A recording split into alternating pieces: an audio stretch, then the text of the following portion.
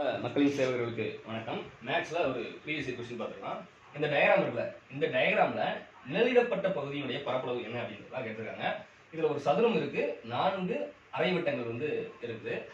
அந்த 4 அரைவட்டங்கள் தான் ஒன்றை ஒன்று வெட்டிக்குது.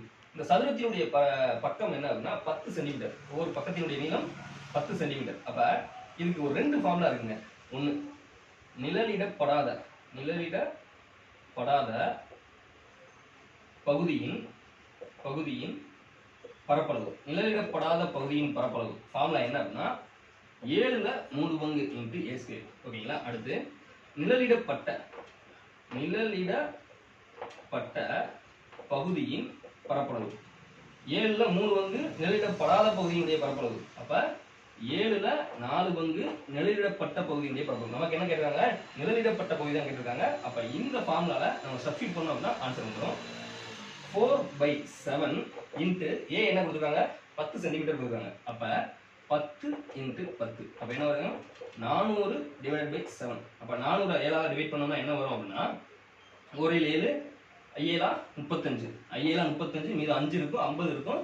7 49. 7 49 மீதம் 1 இருக்கும். அப்ப 0 சேர்த்தோம்னா புள்ளி வச்சுக்கலாம். 10 இருக்கும். 1 7 மீதம் 30 இருக்கும். 4 28 மீதம் 20 இருக்கும். 1 7 7 14 மீதம் 60 இருக்கும். அப்ப 60 7 40 56 56. ஓகேங்களா? அப்ப 57.142 சென்டிமீட்டர் ஸ்கொயர் அப்படிங்கிறதா இதுக்கான ஆன்சர். அப்ப நிழலிடப்பட்ட பகுதியினுடைய பரப்பளவு என்ன அப்படின்னா 57.14.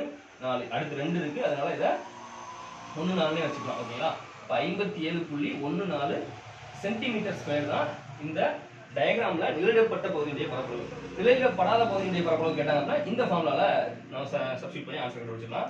இந்த 2 ஃபார்முலாவும் எதுல இருந்து வந்திருக்கும் அப்படின்னா ஒரு சதுரம் இருக்கு. அந்த சதுரத்துல நம்ம என்ன பண்றோம்? ஒரு 4 அரைவட்டங்கள் வரைகிறோம். ஃபர்ஸ்ட் இப்படி ஒரு அரைவட்டம், அடுத்து இங்கிட்டு இருந்து இப்படி ஒரு அரைவட்டம். ஓகேங்களா? இப்போ இங்கிட்டு ஒரு 2 பகுதி கிடைச்சிச்சா? இப்போ இங்க இருந்து இந்த எட்ஜ்ல இருந்து இப்படி ஒரு அரைவட்டம், அடுத்து இந்த எட்ஜ்ல இருந்து இப்படி ஒரு அரைவட்டம்.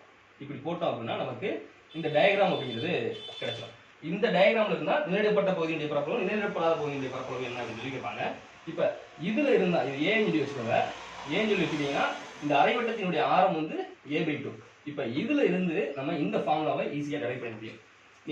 நீங்க இத இந்த டயக்ராம்ல இருந்து எப்படி இந்த ஃபார்முலா வந்துச்சு அப்படின்னு சொல்லி நீங்க யோசிச்சு டெரைவ் பண்ணி பாருங்க. உங்களுக்கு கிடைச்சதுன்னா உங்களுக்கு ரொம்ப சந்தோஷமா இருக்கும். அப்படி உங்களுக்கு கிடைச்சது அப்படின்னா கீழே கமெண்ட்ல பண்ணுங்க. நான் டெரைவ் பண்ணி ஆன்சர் கண்டுபிடிச்சேன் அப்படின்னு சொல்லி கமெண்ட் பண்ணுங்க. ஓகேங்களா? ஓகே, இந்த ஃபார்முலா எப்படி வந்துச்சு அப்படின்னு சொல்லி நான் இன்னொரு வீடியோல போடுறேன். நன்றி.